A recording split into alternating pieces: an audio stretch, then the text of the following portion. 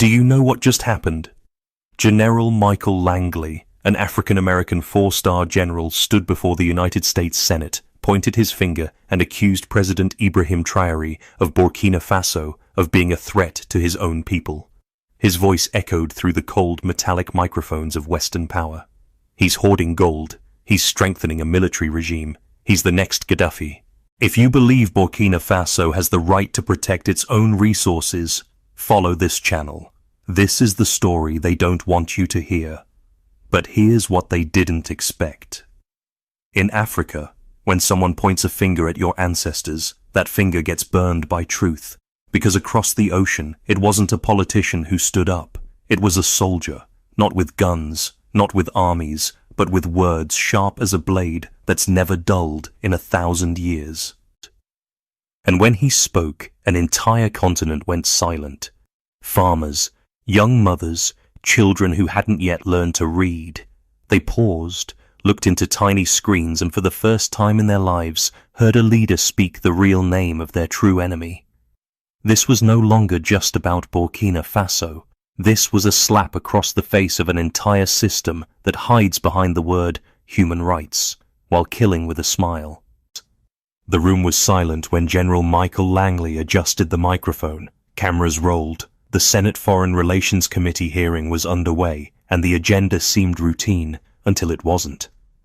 Langley looked calm, controlled.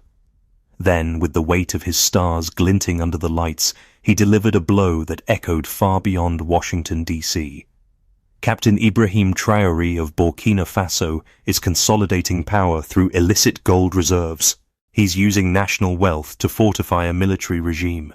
This kind of behavior destabilizes the region. It threatens the people he claims to protect. Just like that, a sovereign African leader had been reduced to a cautionary tale, a strong man, a new Gaddafi.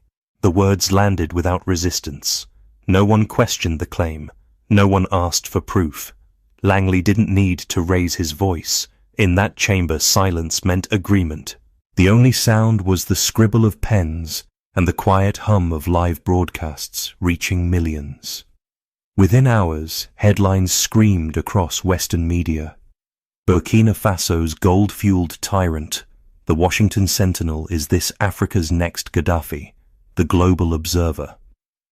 U.S. General raises alarm on African military regime. BBC World. The narrative was clear. Another African threat had emerged, and once again the story would be written without African voices. But something was different this time.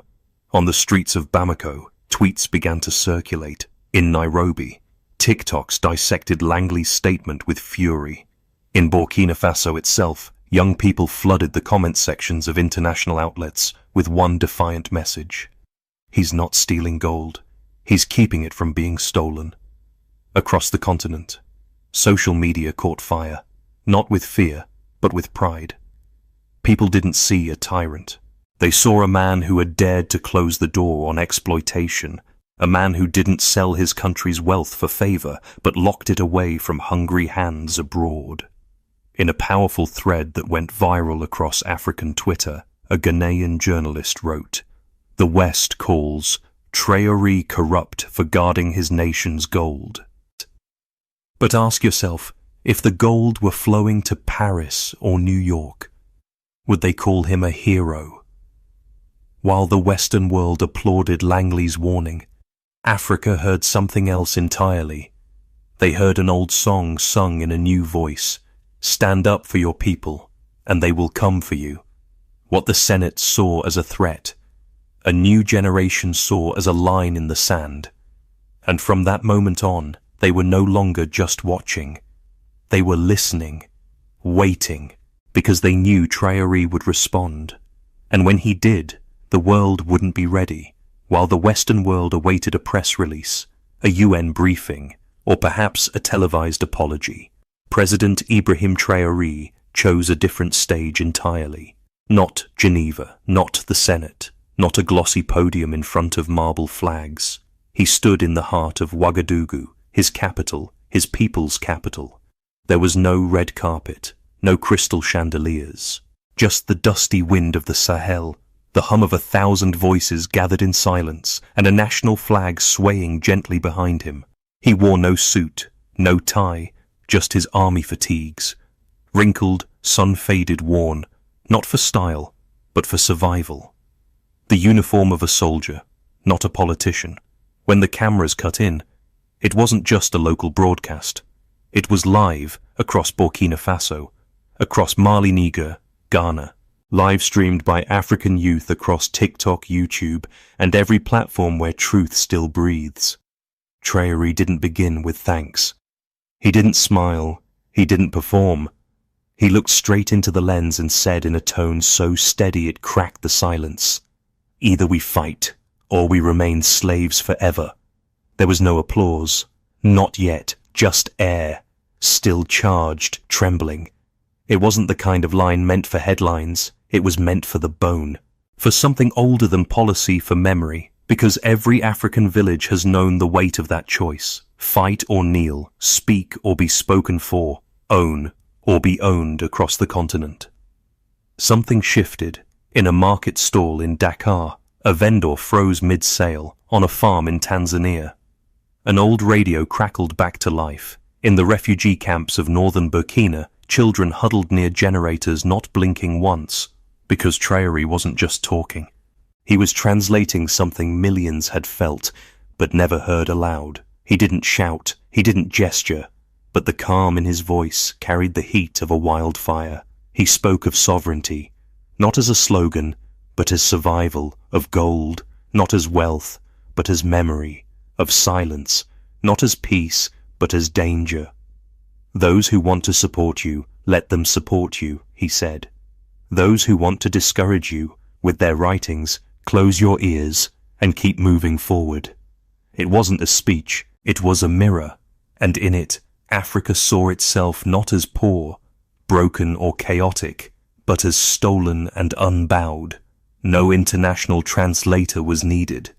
Every mother, every miner, every child with dust in their shoes understood.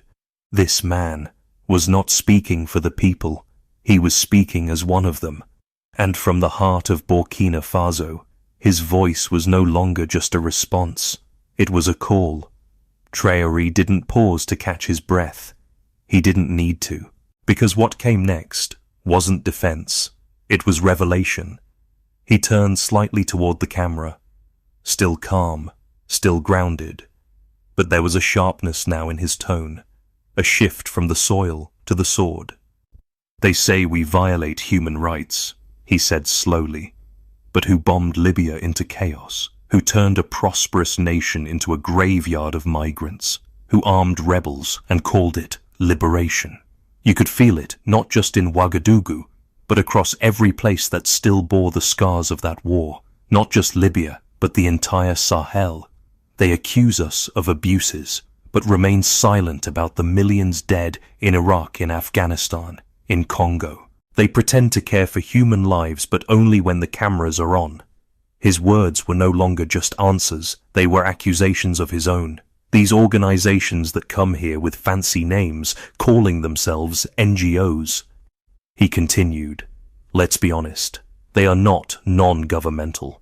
They are state-funded government tools disguised in white coats. They bring reports, not aid, cameras, not help. And when they leave, they write our stories for us without asking who we are. There was no applause, only stillness, the kind that follows a slap no one was expecting. Traore leaned forward slightly, as if speaking directly to someone watching from a private office in New York or Geneva. If protecting our gold is a crime, he said, then letting it fall into foreign hands would be treason. I was not elected to be liked by newspapers. I was chosen to defend a land soaked with the sweat of our ancestors, and I will not apologize for refusing to be robbed politely. You could hear the fire now, not loud, but searing. He didn't say, Western powers. He didn't need to. Everyone knew who he meant. And then he uttered names that had long haunted Africa's collective memory. They say I am a danger, but tell me, was Lumumba a danger? Was Sankara a criminal? Was Gaddafi a terrorist? No. They were men who stood straight, when the world demanded they kneel. And for that, they were eliminated. He let the silence breathe for a moment. You kill those who don't bow, then call them tyrants in your textbooks. You loot our minerals, then call us poor. You destabilize our regions, then call us violent. You build palaces on our diamonds, then call us corrupt. This wasn't just a speech anymore. It was an exorcism of lies, of narratives, of every mask the West had worn in Africa for decades. Let them say what they want, he said. Our people know the truth. We are not perfect, but we are not blind, and we are no longer silent. If you believe, Traore spoke for all of us. Follow the channel and stand with the truth. The camera zoomed in for a moment. Behind Traore, the red, green and gold flag of Burkina Faso fluttered faintly. But it wasn't fabric anymore. It looked like a flame. Traore didn't raise his voice. He didn't need to, because when he told this story, the silence carried it farther than any shout ever could. Her name is Aisha. He paused. 24 years old, a school teacher in Kaya. She didn't ask for a gun. She asked for textbooks. She didn't dream of war. She dreamed of classrooms. Aisha wasn't trained to fight. But when the jihadists came tearing through villages, burning schools, stealing sons and daughters, she didn't flee. She stayed. Not because she wasn't afraid, but because some people are built not to run. She joined the VDP, not because someone forced her, but because she refused to be forced out of her land. She became a volunteer, a protector, a guardian. Then came the night of the ambush, a mission gone wrong. Gunfire in the woods. 2 men down. One of them, her comrade, barely 19, while others ran for cover. Aisha lifted him onto her back, and she walked 7 kilometers through the dark, through the fear, through the silence. He looked straight into the lens, not to win a medal, not for the headlines. She walked because no son of this soil should be left behind like a stray bullet. And then his voice shifted from grief to iron. The West saw her photo, bloody, barefoot, broken, and called her a militia. They wrote their articles, published their reports, called her illegal. But let me say this, he leaned forward, voice now a blade. They can write their lies, but they will never understand the heart of a woman who carries her brother's body through a forest. That's not a war crime. That's a war poem. She's not a human rights violator. She's the very definition of human dignity. A pause. You speak of law, but there is a higher law to protect the living and to honor the dead. Across Burkina Faso, screens flickered. Fathers held back tears. Mothers clenched their fists. And in Kaya, in the school Aisha once taught, in a boy whispered, "That's my teacher." And Traore no longer, just a president on screen, became the voice of all who had ever been misnamed, misunderstood, mislabeled. "She is not a rebel," he said. "She is our shield. We are not waiting for a seat at their table. We're building our own." His voice no longer needed to rise, because sometimes truth doesn't need to be loud. It just needs to be clear. For too long, Traore began. They've expected us to wait. Wait for loans that never come. Wait for approvals we never asked for. Wait for partnerships where we give everything and receive nothing. But something in his tone shifted. It was no longer the fire of outrage. It was the calm certainty of a man who had nothing left to ask. "Let me be clear," he said. "We are not waiting anymore. We are not asking to be invited to their summits. We are not begging to be featured in their headlines. And we are not pleading to be called stable or civil or democratic by people who have never known our soil, our pain, or our pride." The studio was silent. We are not requesting validation. We are reclaiming our voice. Then slowly and without drama, he removed the pen clipped to his uniform pocket, held it up between 2 fingers. "This," he said, "is our weapon now, not because we've forgotten how to fight, but because now we choose to define the war." A murmur swept through the crowd outside the broadcast building. No shouting, just breath, collective held and now released. We do not need aid. We need equity. We do not seek pity. We seek parity. We are not chaos. We are consequence. Consequence of treaties signed in rooms we were not in. Consequence of borders drawn with rulers, not roots. Consequence of wealth extracted and truth buried. He paused. But today we dig up that truth, with our voices, with our votes, with our vision, because if guarding our gold is a crime, then handing it over is treason. And now his tone softened, not in weakness, but in reverence. To the elders who kept the fire lit when the storms came, to the mothers who fed the revolution with bare hands, to the youth who dare to dream in a language the West does not understand.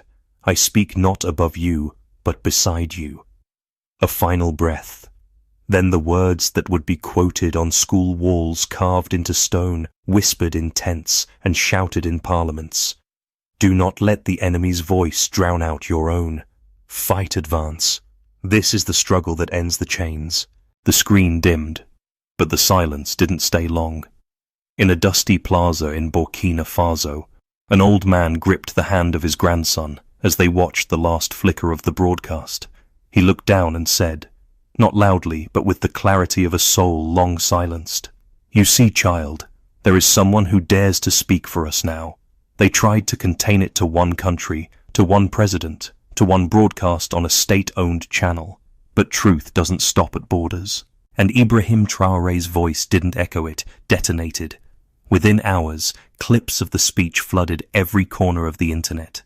YouTube reels, TikTok stitches, Twitter threads, screens lit up in Nairobi, Johannesburg, Dakar, Kigali. The hashtag #Traore speaks. Truth didn't trend. It erupted. By dawn, it was the #1 topic in over 20 countries. In Lagos, a rapper laid down a verse titled "We Are the Consequence," using Traore's words as his chorus. In Accra, a radio host played the full speech every hour, calling it the sermon we didn't know we needed. And in Mombasa, a street artist painted a wall-sized mural, Traore standing firm, arms outstretched, holding a map of Africa close to his chest. Beneath it, our gold, our land, our voice. In schools, something even more unexpected happened. A teacher in Bamako printed the full transcript of the speech, stapled it together like scripture, and handed it to her students. This, she told them, is your civic lesson today, not from a textbook, but from the battlefield of truth. And in living rooms, humble, crowded, quiet parents called their children to watch the replay, to listen, to remember. Because something had shifted. Not just in politics, not just in policy, but in pride. In Zimbabwe, a market vendor said to a journalist, "For once, they didn't call us corrupt. We called them out." In Ethiopia, a university student posted, "I didn't know we were allowed to speak like that. Now I know." And yet, at the center of this storm, the man who caused it all stood still. He didn't call a press conference. He didn't tour world capitals. He didn't even claim victory. He just kept working. When asked by a local reporter how he felt about the global reaction, Traore smiled faintly and replied, "I am just a soldier, but if my words woke someone up, then I did not live in vain." And that's the thing about fire. It doesn't need a parade. It just needs oxygen. Across Africa, it caught from the dust of Burkina Faso to the streets of Abidjan. People were no longer waiting to be told their worth. They had heard it from someone who looked like them, bled like them, and finally spoke like them. Because sometimes that's all it takes. Just one voice, just one moment, just one man who chooses to stand instead of bow. And this time that voice came from Burkina Faso. That man was Ibrahim Traore. If this story moved something in you, if you believe that truth when spoken with courage can shatter centuries of silence, if you see not just a president, but a brother, a fighter, a voice rising from the heart of Africa, then like this video, subscribe to the channel, and tell us, what did Traore's speech awaken in you? This isn't about views. This is about visibility. about standing beside the voices that were once buried and now are rising louder than ever. Join the movement. Speak truth. Stay proud. Stay loud.